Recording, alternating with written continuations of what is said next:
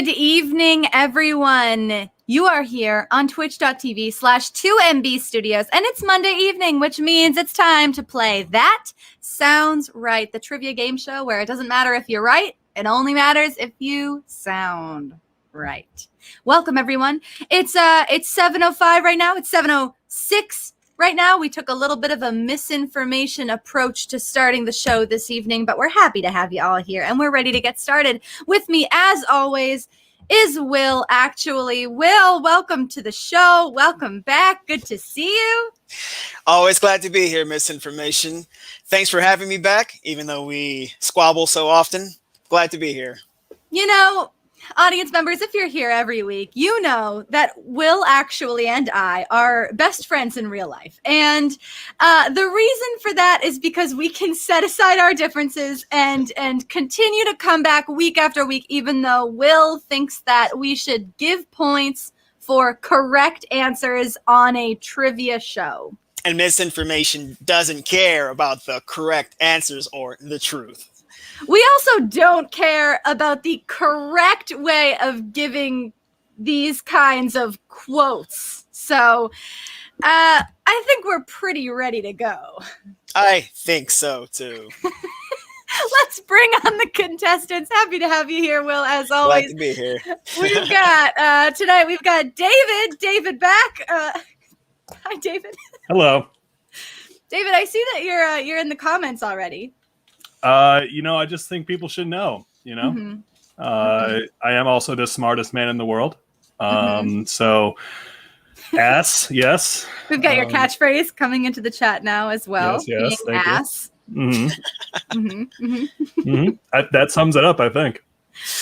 Wow. Well, it's great to have you, David. I'm glad that you're keeping everybody in check. I'm glad you're keeping everyone up to date on your status as a two-time winner, which makes you, by the way, a master's degree holder here at 2MB University. Absolutely. The honor is mine. So if you win tonight, David, you will, of course, become Dr. David, PhD holder at 2MB University. I hadn't realized my title would change, and now I'm even more excited. So. Yeah, you will be Dr. David S. Thomas. I think, everyone's really excited for you to be here. Let's bring on our second contestant, Michelle. Welcome. Hi, everybody. Hi, Michelle. Thanks so much for being back on the show. I've come to redeem myself. Yes, because Michelle, you, of course, are still an undergraduate here at 2MB University, still yet to graduate. Yeah. But I'm really hopeful that, this is my year. I think so, too. And, Michelle, do you have something you're doing differently this time? Do you have a strategy that you're hoping to play out? I'm going to screw up less.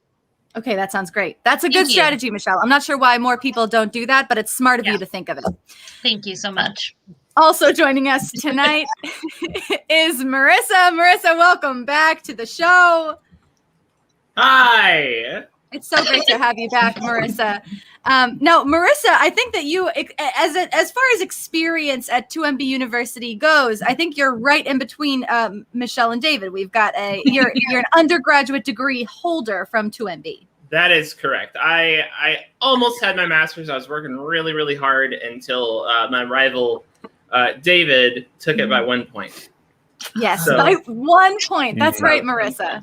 So I'm here to take what is rightfully mine. I like to think that I TA some of Marissa's classes here at 2MB, and so this might be unprofessional, this level of competition, but it is certainly validated. Thanks, TA. Yep, you're welcome. Yeah, we've got a lot of action in the comments already. Everybody's really excited to get started. Everybody's really excited to see this rivalry in action.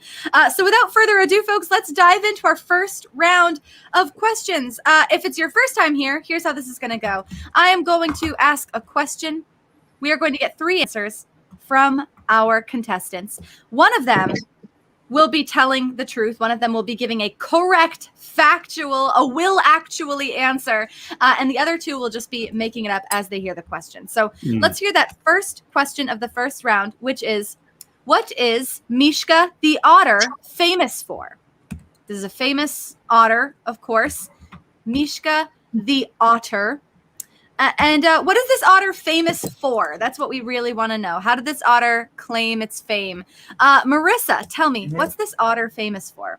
Mishka the otter was actually, I mean, one of the only animals that we know of that could somewhat play checkers. It would take its little paws, put it on the pieces. Yeah. And for all we knew, all we could tell, it was it like understood the game of checkers. It turned out in 1980 or something like that. I can't remember the exact year. That it was all a parlor trick, but for a while in the news, it captured the world in the news. Wow, that would certainly capture my attention in the news, right? David, what is Mishka the otter famous for? Mishka the otter is actually the largest known otter on the entire planet. It was about 5 years ago. The average otter is about 3 feet long and weighs about 40 pounds. Mishka the otter is over 5 feet long and weighs 75 pounds. She was found outside Finnmark, Norway in 2016, I believe, and she just sort of blew up, and like it's all over the internet. She's super cute, and like any cute animal, the bigger they are, the cuter they are. So wow. David, I would love to see that otter. 5 feet, really? So would I. Imagine how great it would be to hug that otter. That's a big otter. It is. That's like me-size otter. Yeah. I'm not gonna lie, I think I'd be a little intimidated to hug that otter. Yeah. She seems sweet. Maybe not then, if she's approachable. Yeah, totally.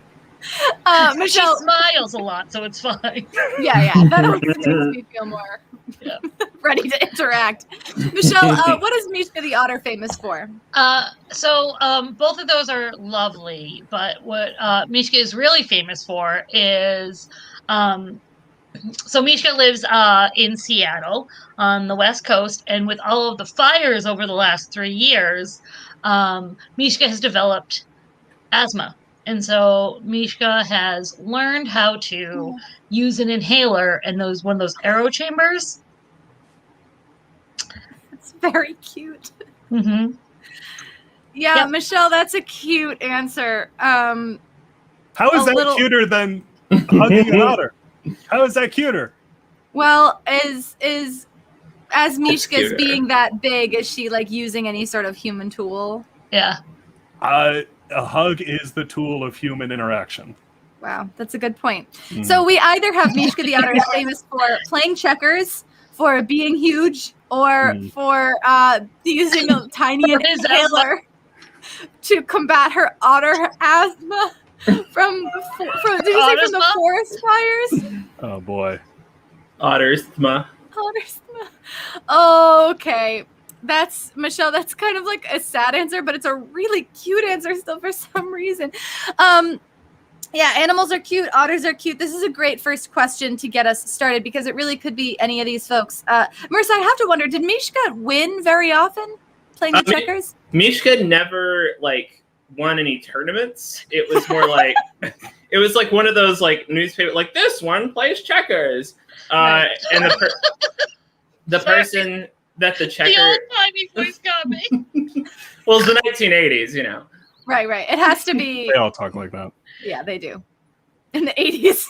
Yeah. The 80s, everybody was talking that way. It's true. I know it. I was born then. Wow. Okay. 3 great answers. The support in the chat is a little bit all over the place. I'm going to go ahead and I'm going to say the answer that sounds right to me is the answer that gave me the biggest reaction. Because the biggest reaction, I think, would be what would get you most famous. Like, I'm the everyday person, right?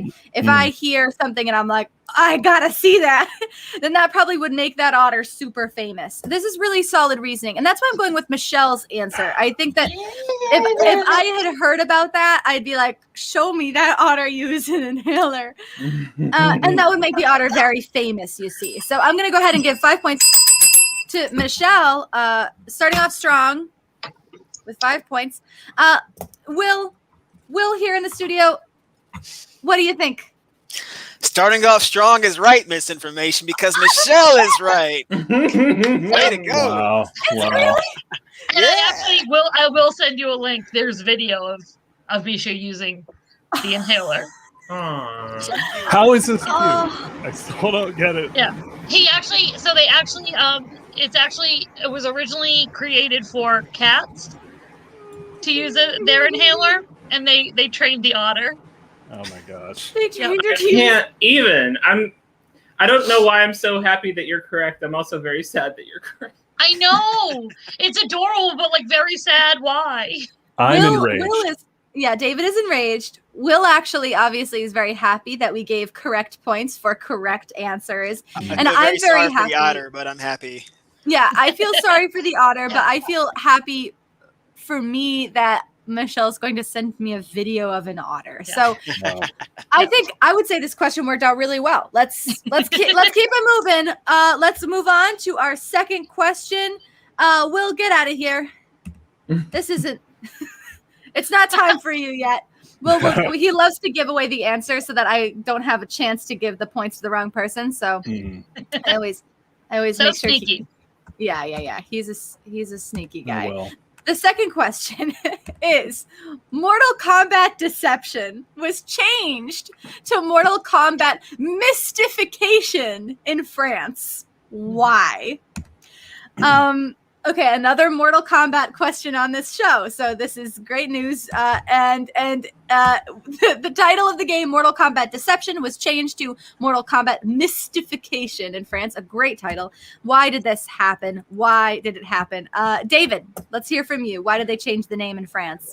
Well, so France actually just has very strict censorship laws when it comes to video games. They're sort of like, what was it, like the early 2000s, Joe Lieberman was the senator in the US who just got all butthurt about Grand Theft Auto and stuff. And it's just weird because the current president, Emmanuel Macron, is that how you say it? Macron over in France. Point is, it's weird because they didn't censor any of the violence in Mortal Kombat Deception, but they just didn't like the actual subtitle of Deception because it plays into what was his reasoning about I don't know, just general tension within the EU or whatever. So he just lobbied to have it changed, and then they changed it to what it is now. And and it's weird because that was a DLC pack for Mortal Kombat XL, which was a fantastic game. But the whole deception thing plays into the main story because Shang Tsung has to come back. He betrays Shao Kahn again, and it plays into the whole actual DLC story. But now it's mystification, which is just a general that could refer to any of the Lin Kuei. Okay. Okay, David. That was a lot of details. So you're saying it was because of tension in the or to prevent tension in the EU? Weird French ooh-ness, Got it. Yeah. To sum it up. Wait, so EU-ness? You. Yeah, that's how they say it. Eunice. Eunice. Michelle, let's hear from you. Why'd they change the name in France?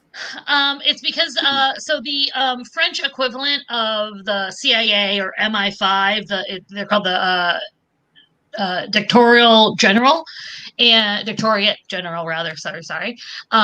They were like, that's our word. So they were like, you can't use deception. That's literally our whole thing. So they made them change it to something else. And they were mysterious because it was not related to government. That makes sense. Plus I guess that would also be kind of a win-win for Mortal Kombat because you don't want someone purchasing a game thinking they're going to have a CIA adventure if what they're actually doing is, Mortal Kombat stuff. Right. Just finishing people. In Mortal Kombat. Is that Mortal Kombat?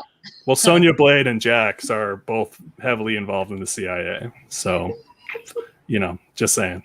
Right, but this particular game isn't really their story as much as the other stories. It's kind of a group story, isn't it? It's an ensemble piece. Yeah, it's an ensemble video game. Yeah, it's like a Soderbergh film. Marissa, let's get your answer, Marissa. Why did they change the name in France? This has been my favorite experience. David, it's not a DLC. It was an actual installment. And And it was right before they released the reboot of the franchise. Michelle, it's really funny to hear your answer because I'm right.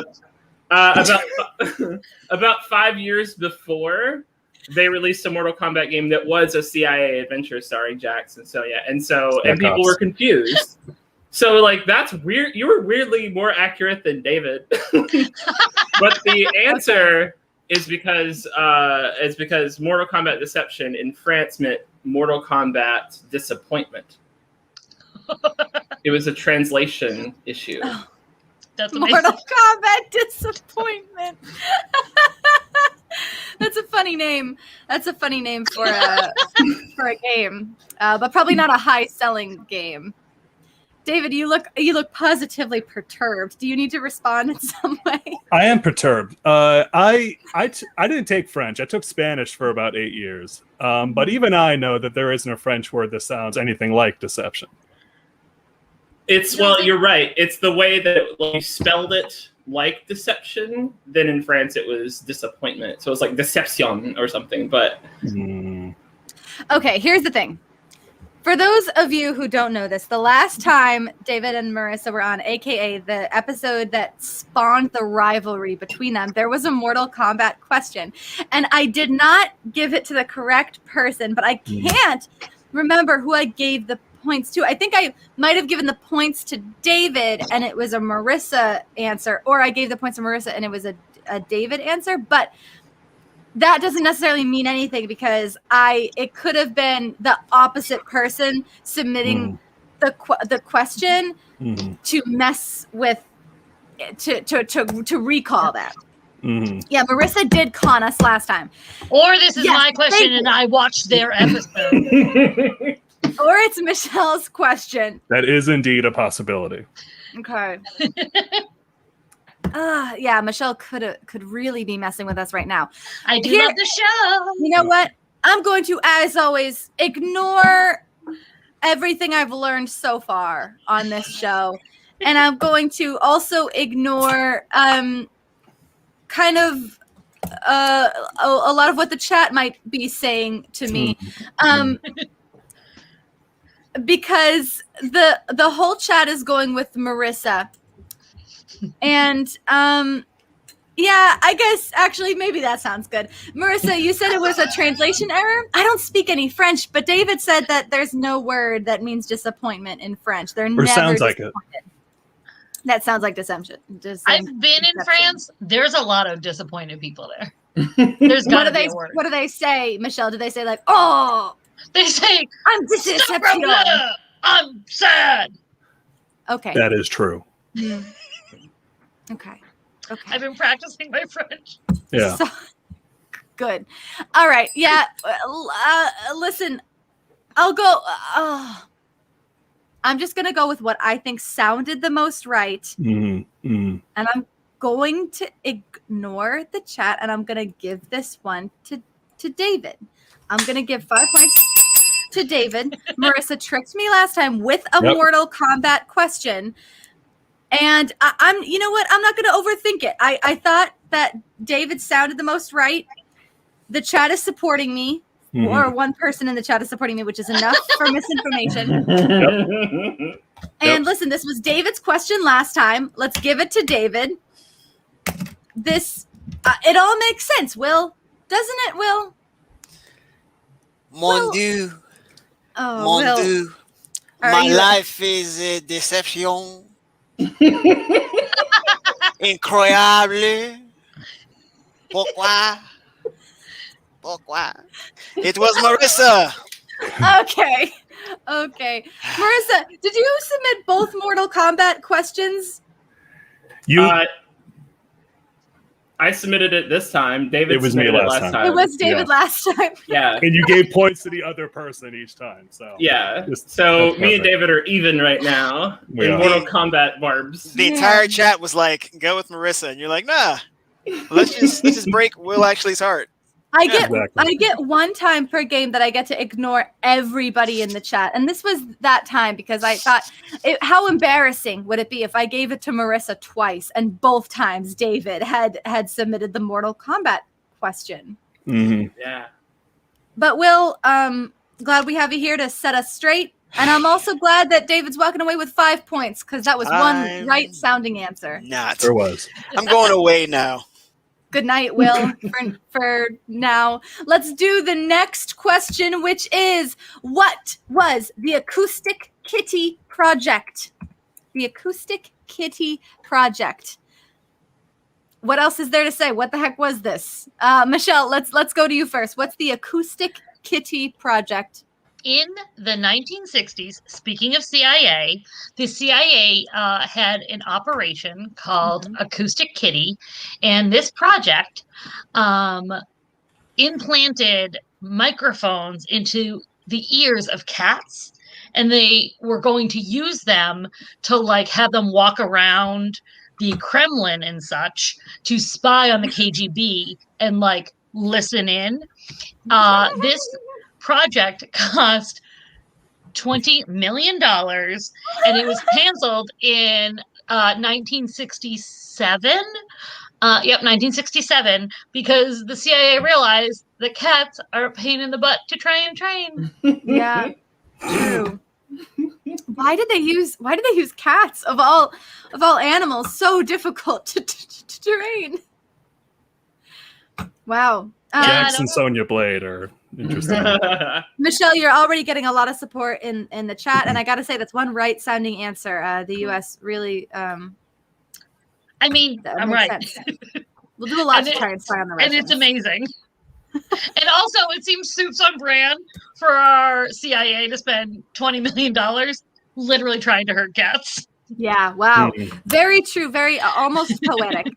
Marissa, let's hear your answer. What was this project? The Acoustic Kitty Project. That's so inventive and very relevant to CIA stuff that we just talked about, Michelle. That's very interesting. So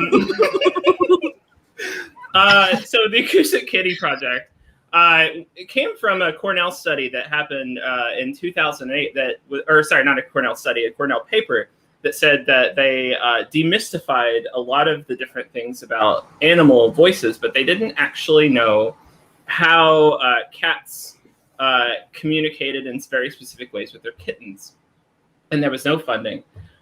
So in Wyoming, there was a Kickstarter called the Acoustic Kitty Project, where a bunch of college students in Cornell decided to fund how do cats talk to each other? And it was like a really interesting thing that happened in 2008, where a bunch of college students proved how adult cats talk to their kittens.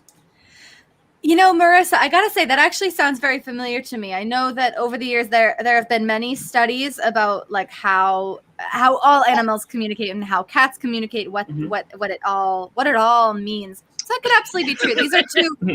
These are two right sounding answers. Let's hear from Marissa.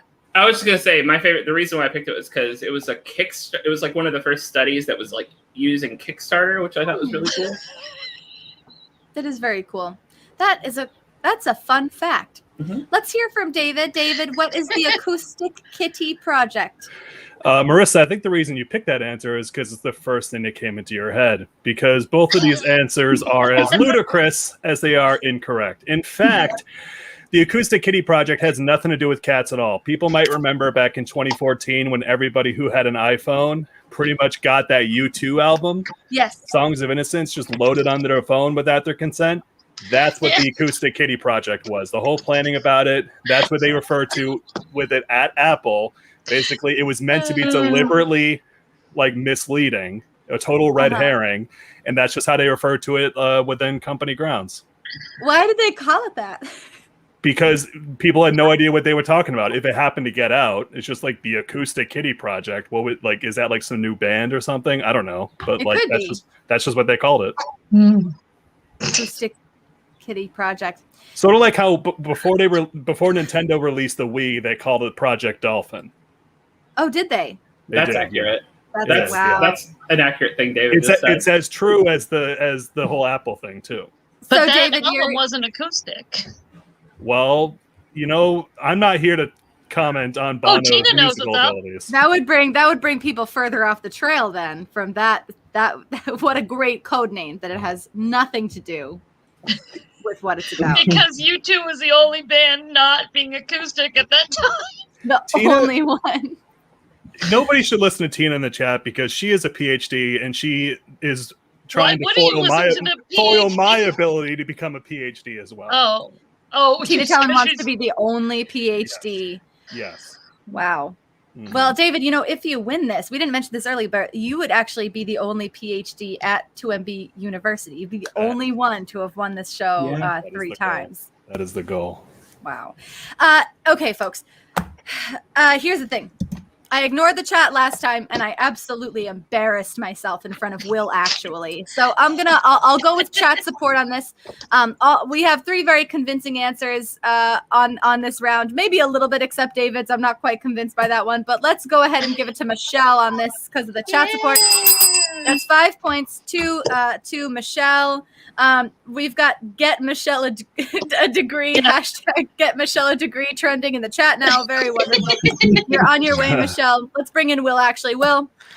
And we're back on the right track. 5 points to Michelle is correct. Acoustic Kitty Project and the good old CIA wasting taxpayer dollars. Very nice. Very nice. But in the cutest way possible. Yeah, right. Sounds adorable.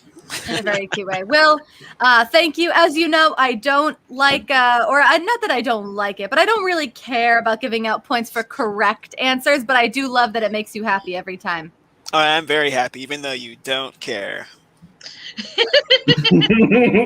Let's, before we move on to our second round, I just want to say, Michelle, you started as kind of the underdog of the competition, being someone who has not yet graduated from 2MB University, but you are currently in the lead with 10 points. I've been spending a lot of time in the library studying. Wow. I'm glad to hear it, and you should be very proud. Michelle, is there anything that you want to share with the audience before we move on to round 2? Let's see. I'd like to give a shout out to Tina, who really is being super supportive in the chat of me. I really appreciate you. Also, when Marissa wrote "Get Michelle a degree," all I could hear in my head was Donna Martin graduates. Because I'm old, and it was funny to me. Maybe one person will have also watched 90210 when it was the original series. Anyway, the point is, my cat might jump literally onto the screen at some point. Otherwise, I have nothing really going on because I'm a teacher and now I'm a free person until September. Wow, incredible. Michelle, congratulations on that. Please enjoy your summer.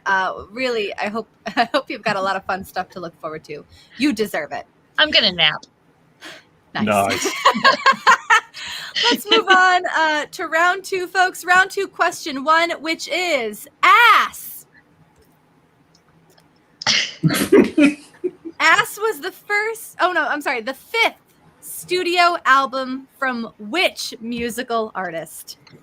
Ass was the 5th studio album from which musical artist? I can't wait to hear everybody's answers. Who did ass? Marissa, who did ass? Wow. So that would be Frank Zappa, who an experimental artist who created a lot of various albums throughout the 60s, 70s, and 80s. Their first child was named Moonbeam, for instance. But earlier in their career, when they were very prolific, they were just cranking out albums, and their 5th was titled Ass. Cranking out albums. I guess they were like, I don't know, we're cranking out so many albums. Just call this one Ass. Yeah. Frank Zappa. What is it? What is the artist? Frank Zappa. Frank Zappa, of course. Frank Zappa with Ass. Ass. Could be true. Could be true. David, let's hear from you. Who did Ass? I'll tell you who did Ass. Badfinger. They were a rock band from Wales, active in the 60s, 70s, and 80s. It was their 5th album, like you said. It was also the last album. The opening track of Ass was Apple of My Eye, and it was basically a diss track against their record label, Apple Records, which was started in 1968 by the Beatles before they left for Warner Brothers.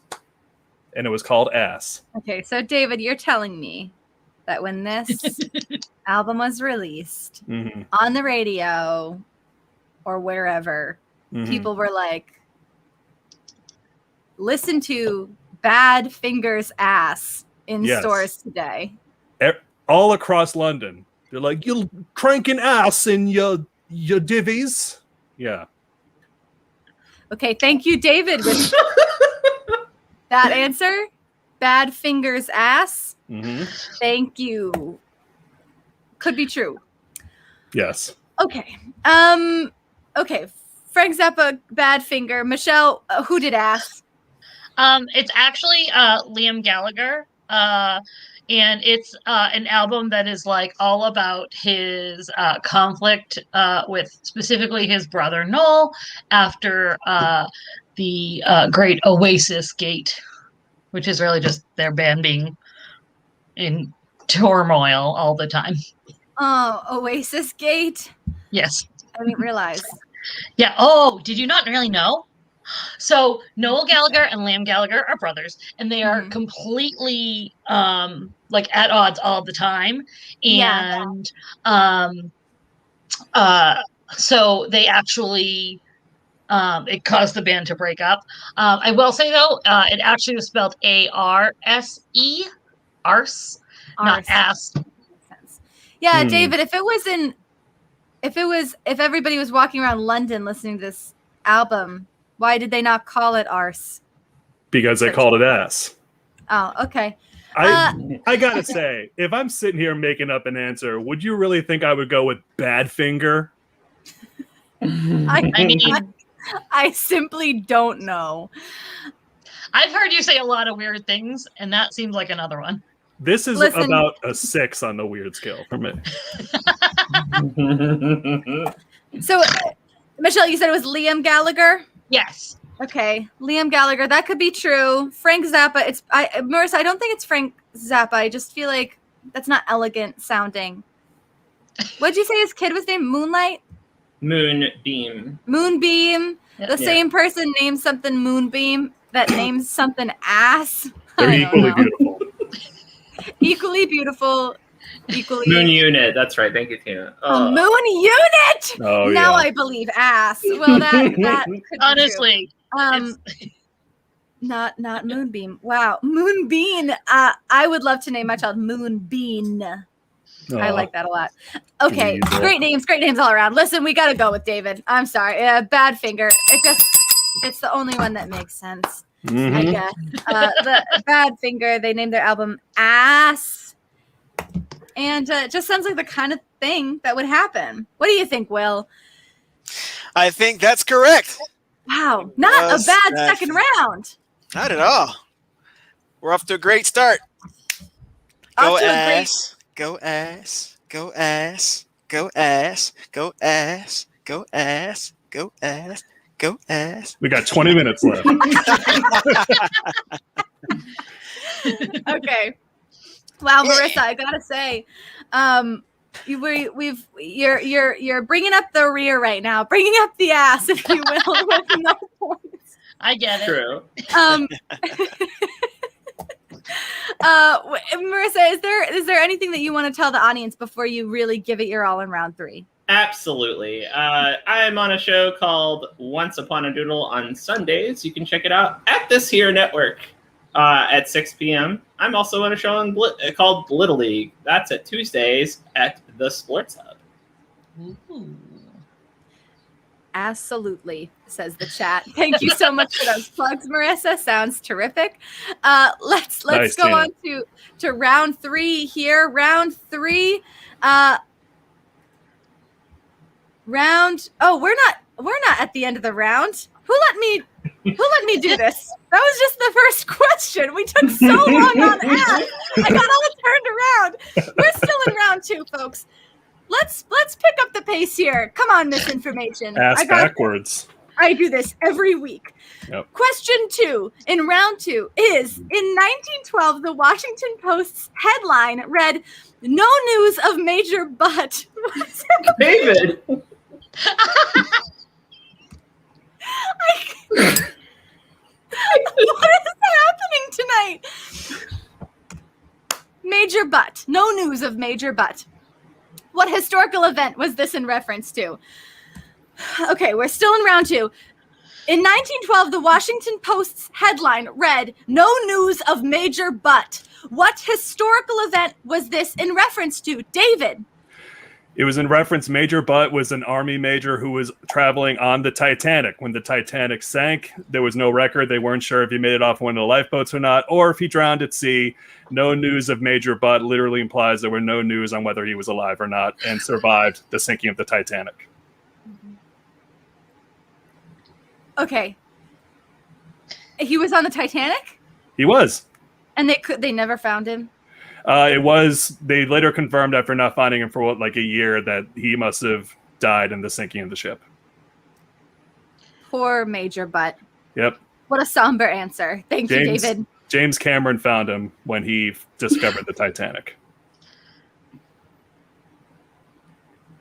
You can move on. Okay, Michelle.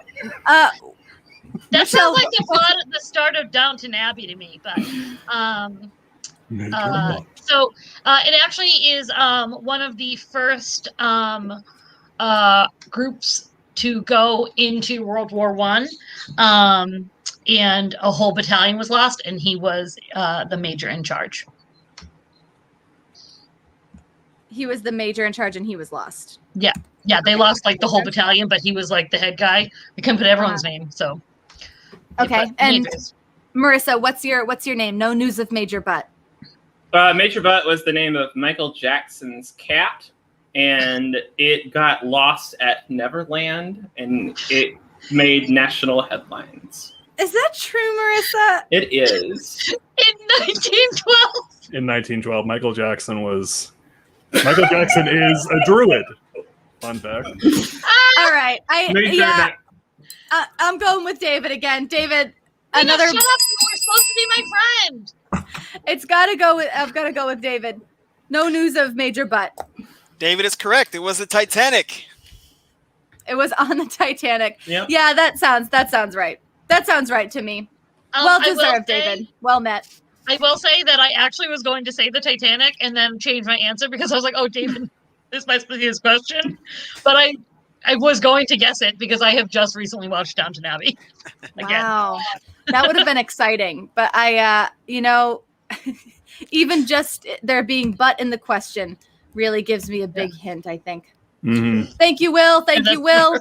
Let's get that third question for the round 2, which is when the Mongols invaded Japan in 1274, that's a long time ago, 1274, Hojo Tikamoon asked, I'm so sorry, I feel like I don't know how to pronounce this name, Hojo Tikamoon maybe, asked his Zen master for advice. When his master asked Hojo how he planned to face the invasion, what did Hojo say? A long time ago, some people used to add pronunciations to these questions for me, but I heard that they stopped doing it because they thought it was funnier to have me guess misinformation. Can you imagine? Michelle, what's the deal here? When his Zen master asked Hojo what he planned to face the invasion, what did Hojo say? He said, head on till death. Head on till death? Yes. That's a great quote, Michelle. I can see why you would have pulled that out. Thank you. Marissa, let's hear from you. What did Hojo say? He said that he would go out alone, and it would scare the armies because they would be like, oh my God, what is he planning? But that was his intimidation tactic. All by himself? Mm-hmm. That's Do you think cool. he sang that song? All by myself. That was a Michael Jackson hit, The right? 1274. Yeah. Yeah, the 1274 Michael Jackson hit. David, what did Hojo say? The story of Hojo Tokimoon is actually pretty awesome because Hojo Tokimoon, thank you. So he was the emperor of Japan when the Mongols were invading at that time. And the first time they tried to invade, a typhoon actually came out and drove them off, therefore starting the whole divine wind mythology that typhoons and hurricanes would repel foreign invaders in Japan. But basically he went to his Zen master because they were rallying and he wanted to approach them with courage. They talked for a while and then his master said, how do you plan to repel this invasion? And Hojo simply said, Katsu! Which translated means victory. Victory. Okay. Mm-hmm. It doesn't feel like quite a strategy, But it is a plan if you plan to be just victorious. One might say it's the perfect strategy. Hojo Tokimoon. I'm actually going to go with, I'm going to move this right along. I'm going to go with Marissa on this because that seems like the boldest answer, which sometimes is the correct answer. Sometimes. Sounds right. That sounds right, Marissa. Hojo Tokimoon decided to just walk out all alone by himself. That would be incredibly intimidating if I saw that. That's what I'm going with. What do you think, Will? That is incorrect. Really? Misinformation. It was Katsu. Katsu! Katsu. Yeah, I guess that makes sense. It is the perfect strategy. Mm-hmm. That's kind of the strategy that David has taken so far when coming on this show, so I really should have known. Yeah. Mm-hmm. Well, Marissa has 5 points, and that is the end of the second round. Marissa, we've already heard from you, and already you've got 5 more points than when you shared those plugs. Woo! So what an unconventional night. We're just going to move straight through to round 3. I can't believe I thought that ass question was an entire round. That is how much I feel like it aged me. Let's go. It's a finale kind of question. It's a finale kind of question. Let's go to round 3 then, right? Moving right along. Let's go with the first question of round 3, which is, why is Carlos Benavides so famous to Disney Animations Studios? Okay. Carlos Benavides is so famous, but specifically to Disney Animation Studios. Why is that? We're going right back to Marissa. He was the person who, was the model for Robin Hood and I'm trying to remember the character, but anyway, he was the model for Robin Hood, and then they used his stencil multiple times. And now he's used to train hand-drawn animation for Disney animators. Oh, that's so sweet. I never knew that, Marissa, but if that's true, that I would know Carlos Benavides very well, probably. All of us would, right? Because we've seen him multiple times. We've seen the way he moved in that Robin Hood movie. Lasting impression on all of us, I think. The way he moved. The way he moved in that Robin Hood movie. And they did, I've seen that they reused like a ton of frames from that motion. Yeah. Wait a second. Yeah. Wasn't Robin Hood the one with the fox? Yeah, the fox. Yeah, okay. But Humanoid Fox, they also used him in, I'm trying to remember the other one. Jungle Book. Yes, yep. And he did not move like a fox. Mm-hmm. I mean, not for nothing, but I would have made out with him. Fox is hot. That fox seems to be in the same league as Lola Bunny as far as like hot. Yeah, the fox, Lola Bunny, Teenage Simba. These are common. They could all get it. Friends. Rafiki. Yeah. I mean, I definitely would have hooked up with Rafiki when I was in college. Oh yeah. Yeah, so it feels like we've kind of settled on an answer here, but let's hear the other two. David, let's hear your answer. Carlos Benavides. So in Steamboat Willie, which was that famous original first appearance of Mickey, you'll notice how how weird it is. I've always thought it's so weird how they just are always like moving and just like jiggling around when they're standing. It was Carlos Benavides was one of the animators on that short film, and it was his idea. He basically was just saying, unless we are having if we have them standing still, it's not going to be very impressive. So we have to have it more animated. We have to have more frames, and it just sort of led to the way that they did a lot of animated films early on. So Carlos was the one to be like, he needs to be turning the ship a bunch. He worked at Disney, and he was just pushing for the whole actual animation style of them just being super literally animated and just always like tapping his feet and just jiggling always in motion. Butt. Yeah. Butt jiggle? Nice. Yes. Classic Disney. Michelle, what's your answer? The actual answer is that Carlos is famous because he is the barista who works at the cafe for Disney Animation. And he is listed in 8 movies, including Frozen and Zoolander, and I think Big 6 maybe, as Caffeinator. As the Caffeinator. Oh, that's Michelle. I really like that story. But the one that sounds the most right to me would be Marissa. Marissa's answer sounds the most right. I just can't get that fox out of my head now, so I gotta go with that answer. Oh, 1, 2, man. 3, 4, 5 to Marissa. Points to Marissa for Carlos Benavides. Will. Incorrect. Michelle, I'm so sorry you were robbed on this one. It was not Marissa. He was or is the barista. The caffeinator. Yeah. The caffeinator. Sorry, Michelle. That's nice, but Marissa just sounded right.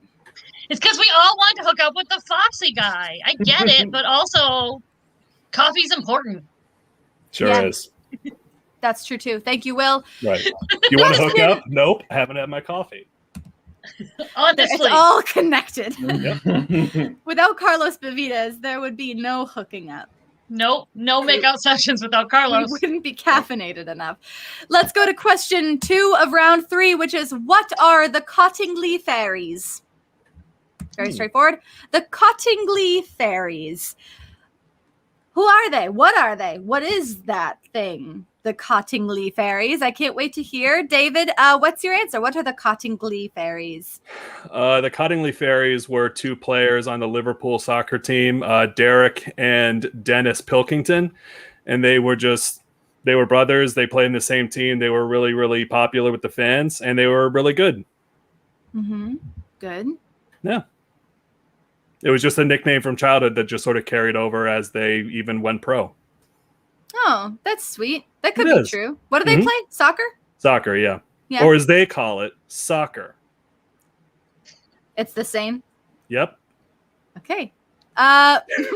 Michelle, what are the Cottingley fairies? In England, it's the regional like we have the Girl Scouts, we have like the Brownies and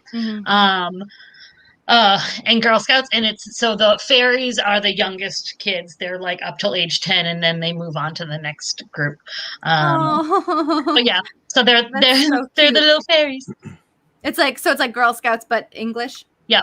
Oh, I like that answer, Michelle. I like that answer a lot. Marissa, let's hear your answer. What are the Cottingley fairies? The Cottingley fairies were in 1917. 2 girls took pictures of themselves with little cardboard cutouts from books of fairies and distributed them, saying that they found actual fairies. Mm-hmm. A ton of people believed it, including Arthur Conan Doyle, the writer of Sherlock. And it took until like the 1980s for them to finally come out and be like, we faked it. Oh. Wow. Marissa, the chat really likes your answer. But I really like Michelle's answer a lot. And It's a very cute answer. Right. It sounds right. They would call them little fairies. And what do they do? They do cookies too, Michelle? Do they do like snacks of some kind? They do biscuits. The Pilkingtons. Oh. Yeah. I'm giving Michelle just like Michelle has such cute answers tonight. I'm giving Michelle such cute points. Cute points for the otter with the inhaler and the little fairies with the biscuits. Will tell me. The Cottingley fairies, they go door to door with their biscuit sales? No, misinformation. It was Marissa. 2 kids faking fairies. I wouldn't even think that cardboard cutouts would look that real in the pictures. They don't really look that real, and I'm kind of surprised. That's a surprising answer. In other words, an answer that doesn't sound right to me. I guess not. Thank you, Will. We're moving on to the third question, third round. Roger Deakins has been nominated for the Academy Award for Best Cinematography 15 times, but only won twice. Nominated 15 times, won twice. Still not a bad record, frankly. But what movies did he win for? What movies did Roger Deakins win for? These Academy Awards. I'm looking for 2 movie names, and I'm coming to Michelle first. Michelle, what are these 2 movies named? He won for Blade Runner and Barton Fink. Blade Runner and Barton Fink? Yes. Okay. Oh, sorry. Do you want me to go? I can tell you more. Barton Fink is a Coen Brothers movie, and he often worked with them. Oh, that makes sense. That's a good detail, Michelle. That's a good detail. Barton Fink. I'm really racking my brain to remember that movie, and I don't quite, but I believe you that it's a movie. Marissa, let's hear from you. What did Deacons win for? Deacons won for The Abyss, which came out in the late 80s. It had a lot of CGI, but he still won for cinematography. It was considered an honorary position. And then he went into... Yeah, it was kind of like... I mean, not an honorary position, but it was kind of like they finally gave it to him. Oh, it's sort of like they did like with the last, like kind of like the last Lord of the Rings movie. Like it's like it hasn't won so far, but like it should win for all of it. Basically. And then he retired for a while, but he specifically came out for the movie Panic Room and won for Panic Room, starring Jodie Foster. Oh, starring Jodie Foster. Mm-hmm. Yeah, that's a good one. Yeah, okay. The Abyss was the first one? The Abyss and Panic Room. Okay, that could be true. That could be true, Marissa. David, let's hear from you. What are the two movies? You know, it's funny that Marissa mentions The Abyss because that's where her answer is about to go. Because the correct answer... So, Deakins has had an amazing career. The guy's incredible. Michelle is right. He has worked with the Coen brothers a number of times. Fargo, No Country for Old Men. He also did cinematography on one of my favorite movies, The Assassination of Jesse James by the coward Robert Ford. But he, like Meryl Streep, nominated a ton and actually hasn't won a whole lot. But he did finally win in 2017 for Blade Runner 2049, actually, the sequel. And then again in 2019 for 1917. So Blade Runner 2049 and 1917. Huh. Mm-hmm. In 2019? 2019 was 1917. And 2017 was Blade Runner 2049. Okay. Say it 3 times fast. You got it. You know, that could be true, David. I don't think it's Michelle because I haven't heard of Barton Misfit. Barton Fink is a legit movie. Barton Fink? It is. Yeah. It is. It's a real movie. Mm-hmm. All right. Well, see, you got some support on that, Michelle. It's a movie. You know, I'll go with Marissa. I like the idea of, it sounds right to me that he would kind of get an award of like, oh, he's been nominated so many times. This isn't really the best one, but like, it makes sense. It makes sense. Yeah, Marissa, I'm going to give you 5 points for that. Because they do that with the Academy Awards like all the time. I think they did that with Harry Potter too. Like only the last one won with these series. Mm-hmm. And Makes also sense, but does it sound right? Misinformation? sounds right. Sounds Well, right to they're me. both wrong because David is correct on this one. David. Blade David. Runner and Wow, David, right again. You know, I'm not gonna lie, David kind of went a little bit down on my list just because the answer didn't include any sort of ass or butt work. So I kind of was like, I'm not sure if that would be David. That's what Blade Runner is really referring to. Yes. That's what he calls his butt. Soon all these memories will fade away, like ass in the rain. Oh God, David. Okay, we're gonna move on right ahead. Our score so far, wow, we're actually tied. We're tied. Mercy really came from behind on that last round, and we've got 3 tied scores moving into our bonus lightning round. Really excellent, really exciting. It means the chat is going to entirely decide the winner, which I love when that happens. But David, before we move into the bonus lightning round, any last appeals or anything you'd like to share with the audience? I would like to share this Thursday, Quarantine Action Wrestling. It's our last show before we go on a bit of a hiatus. We'll be back on July 22nd, but this Thursday is a really, really big show. We have 2 battle royals and 2 ladder matches for a bunch of championship opportunities. A huge chunk of the roster is going to be on the show. A lot of people are sending in videos. It'll be like a mini pay-per-view, so it'll be a big show. It'll be a great one. Folks want to tune in. It'll be their last chance to do so for about a month. And then it will be on a hiatus because I'm coming to visit Boston. So say hi if you see me, please. Say hi to David. David, a great thing to share with the audience. Thank you so much. Thank you for being here. And let's dive into the bonus lightning round. Let's see if you'll be arriving back to Boston as a doctor, David. We'll see. Here we go. Let's get Will actually on screen to get Will in on these answers for us. Will, are you ready for the bonus lightning round? Oh, I'm so ready. Are you ready, Misinformation? I'm extremely excited. Folks, if it's your first time in the bonus lightning round, in the chat, you can help decide the winner by putting the name of the person you'd like to give a bonus point to. If you think their answer sounds right or funny or just plain dumb, it's not my business why you give bonus points. Just put the name in the chat and I will add it to the roster. Will, let's get rolling. The first bonus lightning round question is, who is this? Michelle, who is this? Babe Ruth's dad. Yep. David, who is this? That's Al Capone's brother, Sal Capork. Michelle, who is this? It is Oh, Danny DeVito's twin. another answer from Michelle. Marissa, who is this? That is the inventor of the hoagie bun. Sal Capork. Of the hoagie bun. Oh boy. Excellent. It is Diego Rivera. Thank Painter you. Diego Rivera. Thank Love you, that. Will. Michelle's starting at a little bit of an advantage. Got to give 2 answers on that round. You know what?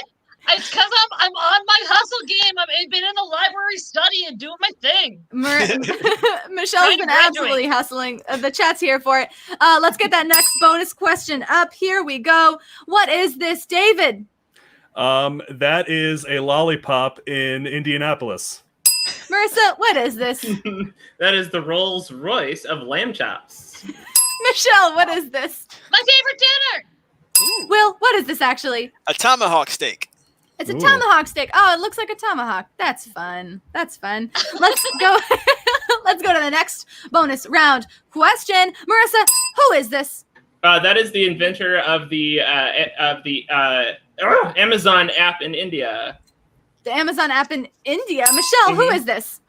He's the CEO of the biggest bank in Japan. David, who is this? That's my boss when I worked at a fireworks stand. You owe me $300, Kent.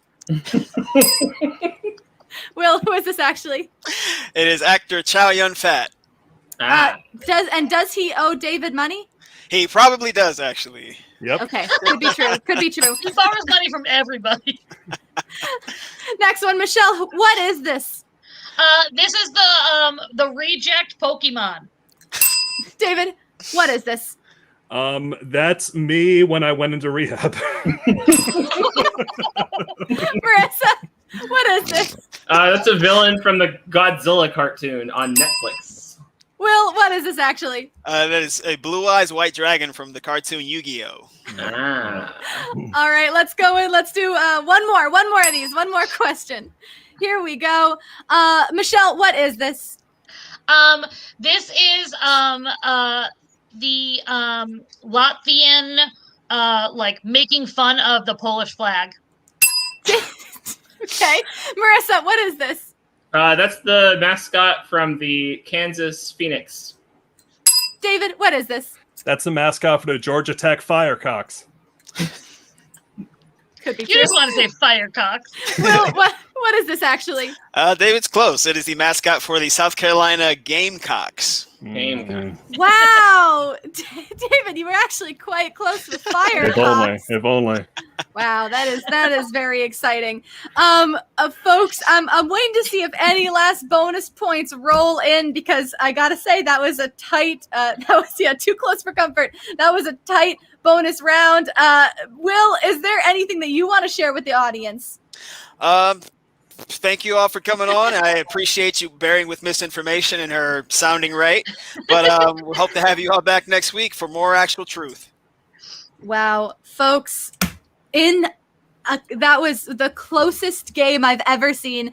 I had to do 2 extra questions to try and break the tie, and then we were still at a tie when we finished those. So I told the audience to break the tie by commenting. This was the closest round I've ever seen. And coming out of this game with her first degree from 2MB Studios is Michelle. Michelle, you've done it. You've graduated. Congratulations. Yes. I'd like to thank all my haters out there who kept me going when I was having a bad day and didn't know my trivia. I'd like to thank the rivalry of David and Marissa keeping my mind focused on getting it. I'd like to thank Misinformation for believing in me about adorable answers. I'd like to thank Will Ashley for being so adorable and being correct. Thank you. Wow. Michelle, that was the best acceptance speech of a diploma I've ever heard. Marissa and David, thank you so much for coming on. Michelle, congratulations on being a graduate of 2MB University. Will, thank you as always. And everybody else, stay tuned for a fun game night with David.